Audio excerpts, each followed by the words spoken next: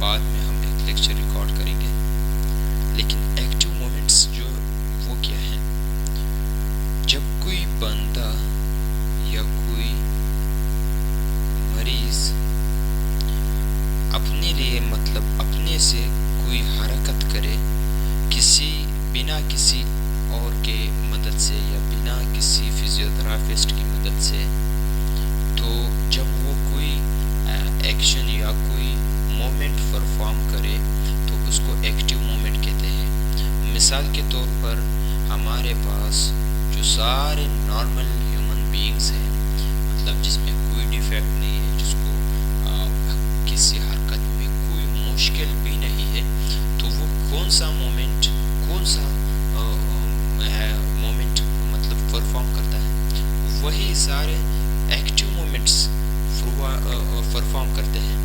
تو اسی لیے ہم کہتے ہیں ڈیفینیشن کے مطابق کہ the moments those are results of muscle contraction. مطلب مسل کنٹریکشن کی وجہ سے جو مومنٹ رزلٹ نتیجے میں ہوا اس کو ایکٹیو مومنٹ کہلائے گا. تو اسی لیے ہم کہتے ہیں کہ ہم کہہ سکتے ہیں کہ without the help of another person یا without مطلب اس میں فزیوتھراپسٹ بھی شامل ہے، ہمارے پاس اسسٹیو ڈیوائسز، واکرز، مطلب کوئی بھی اس کو مومنٹ کرنے میں مدد ہیلپ پرووائڈ نہیں کرے گا. مطلب وہ خود سے کوئی مومنٹ پرفارم کرے گا جیسے نارمل ہیومن بینگز ہیں، تو اس کو کہتے ہیں ایکٹیو مومنٹس. ایک ہوتا ہے پیسیو مومنٹس، اس میں مریض اکثر پیشنٹس ہوتے ہیں، مریض ہوتے ہیں، اس کو فزیوتھراپسٹ کا، اسسٹیو ڈیوائسز کا، مطلب وہ اس کو اسسٹیو ڈیوائسز اور فزیوتھراپسٹ کا ہیلپ ضروری ہے. تو ادھر ایکٹیو مومنٹس میں ہمارے پاس کوئی بھی اس کے ساتھ مسل کنٹریکشن میں یا مومنٹ میں مدد فراہم نہیں کرے گا. ہم کہہ سکتے ہیں کہ 80% مطلب یہاں پر مسل کنٹریکشن ہوتا ہے. مسل کنٹریکشن 80% یا مور دین 80%. مسل کنٹریکشن ہوتا ہے مور دین 80% اور without any physiotherapist, without another person. So this is contact. اب ہم آتے ہیں اس کے 4 ٹائپس ہیں، اس کے 4 ٹائپس ہے یا 4 قسم اس طرح ہو سکتا ہے کہ first of all free exercise اور assisted exercise, assisted resisted exercise, resisted exercise. اب فری ایکسرسائز کون سے ایکسرسائز ہیں؟ سارے ہمارے جو فریلی ہم کرتے ہیں، مطلب میں مسل کنٹریکشن ایک اپنے 4 آرم کا کر رہا ہوں. مسل کنٹریکشن یہ جب میں کر رہا ہوں تو میرے ہاتھ میں مطلب کوئی بھی ویٹ نہیں ہے. جب کوئی ویٹ نہیں ہے اور میں مسل کنٹریکشن کر رہا ہوں، میں فلیکشن کر رہا ہوں، ہاتھ کو بینڈ کر رہا ہوں، تو یہ فری ایکسرسائز ہے. مطلب بینڈنگ یا فلیکشن of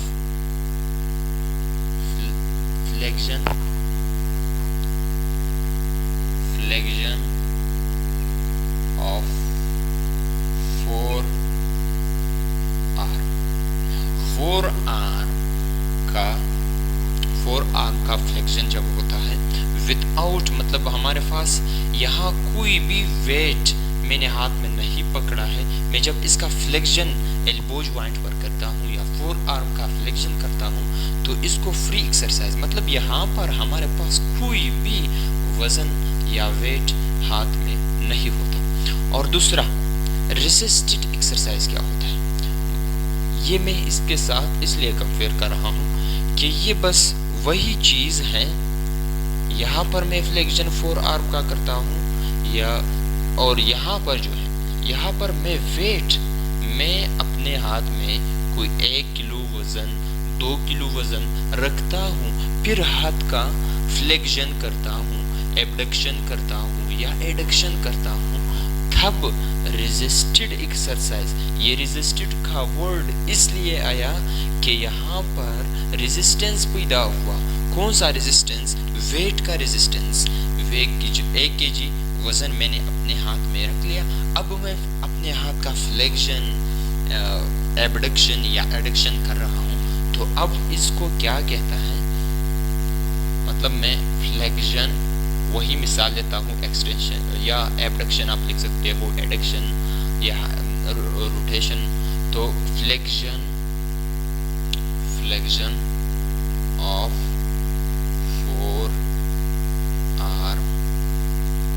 4 arm with some mass یا weight, with weight.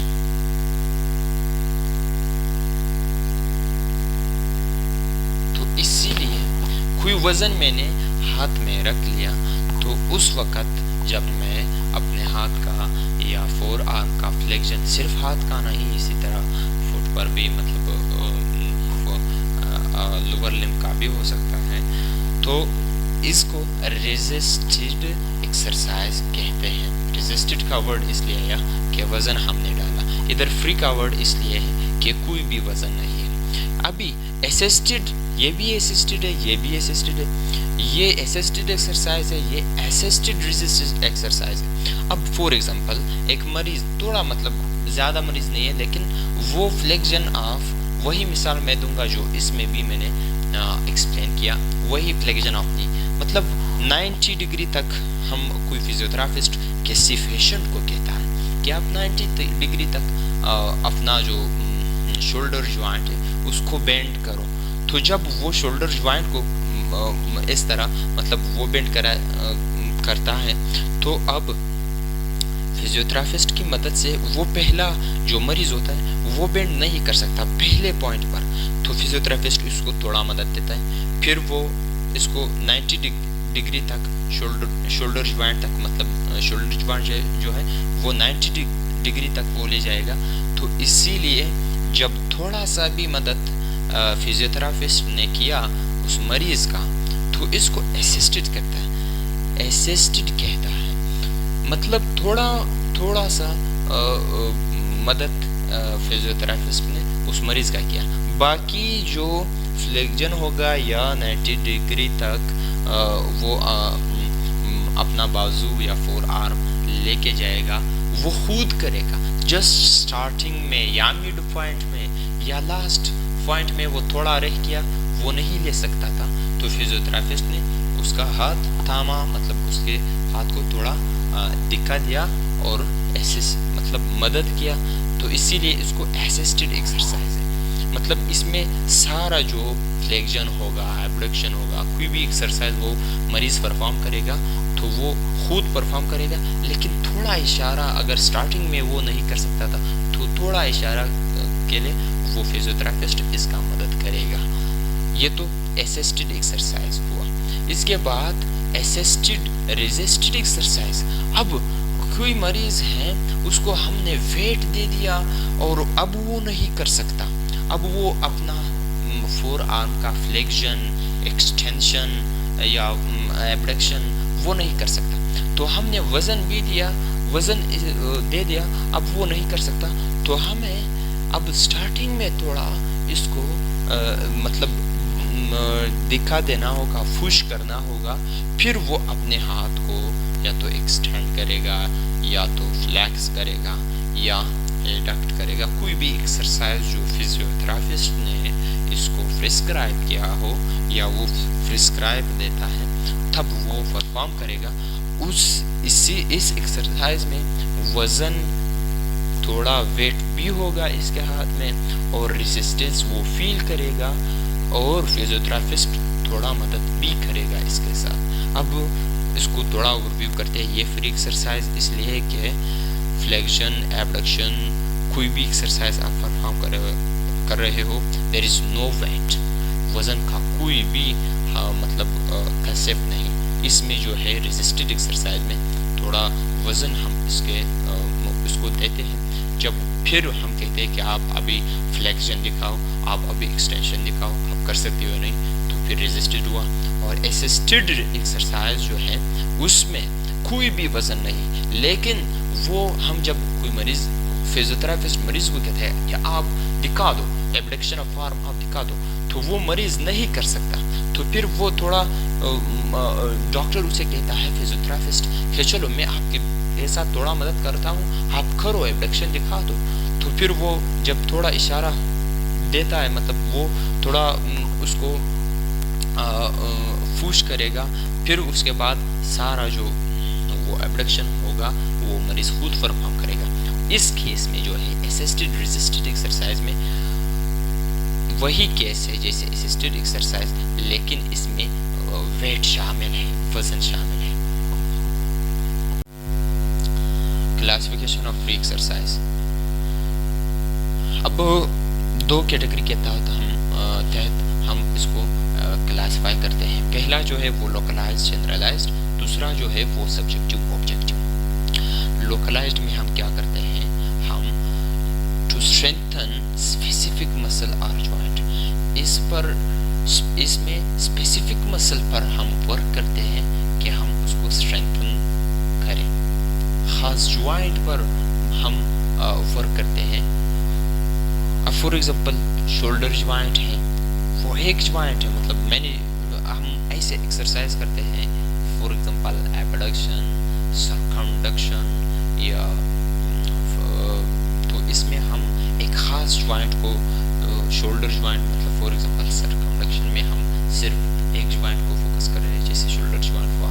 اسی طرح سوفائن میں ہم ہپ فلیکسر مسلز کو, اس کو اسٹرینتھن کرنے کی کوشش کر رہے ہیں, ایک خاص مسل کی بات کی جا رہی ہے. اور فرون لائن, اس میں ہم گلیوٹیس میکسیمس کو اسٹرینتھن کرنے کی کوشش کر رہے ہیں, اور سائڈ لائن میں ہم گلیوٹیس میڈیس اسٹرینتھ کرنے کی کوشش کر رہے ہیں. تو ہر ایک کا مطلب ہم ادھر ایک خاص مسل پر کو اسٹرینتھن کرنے کی کوشش کر رہے ہیں. ایسے ایکسرسائز ہم کرتے ہیں جیسے سپائن ہوا, فرون ہوا اور سائڈ لائن ہوا. اور اسی طرح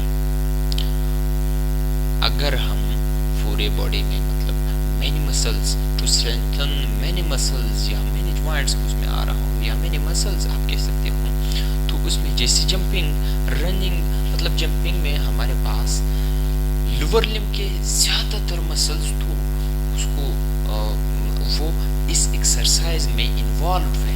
حتیٰ کہ ہمارے جو اپر لم ہے یا اپر یا فور آرم ہے, اس کے مسل تو بھی مطلب ہمارے ہاتھ اسی وقت جمپنگ میں زیادہ تر وہ بھی مومنٹ میں ہوگا, ایسے تو نہیں کہ وہ بالکل سٹاپ ہوگا. رننگ میں, واکنگ میں, واک اس میں بھی ہمارے ساتھ مطلب many muscles. When we want to strengthen many muscles, then that category is called generalized category of free exercises.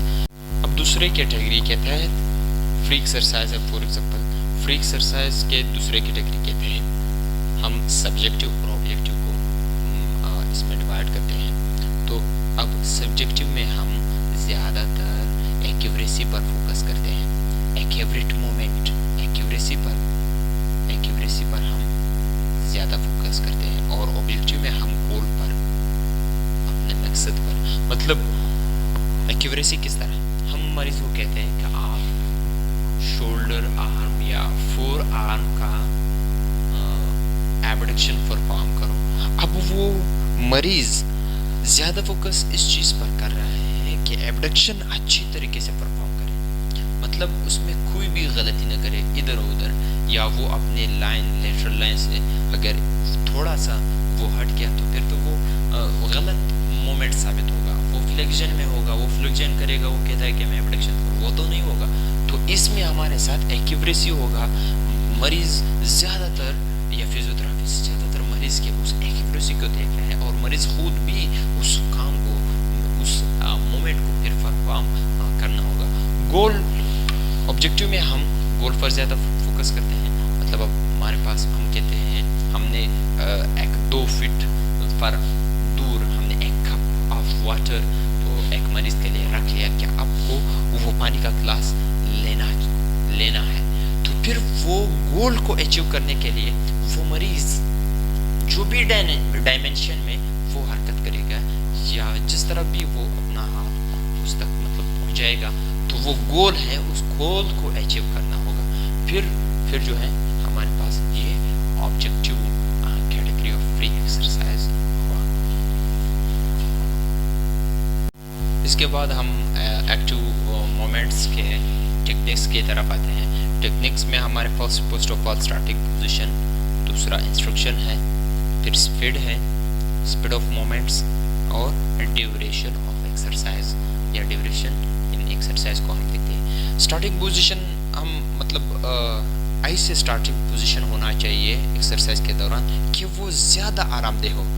मेरा मकसद मतलब ये है एक मरीज़ को शोल्डर को फ्लेक्स या एडक्ट करने को एक्सरसाइज में आसानी बैठने स्टार्टिंग सिटिंग पोजीशन में होता है और आप उसे स्टार्टिंग पोजीशन में एक्सरसाइज कराते हो, तो ये मतलब फॉर एग्जांपल इसको एक एक्सरसाइज को परफॉर्म करने में सिटिंग पोजीशन में मतलब उसको आसानी है।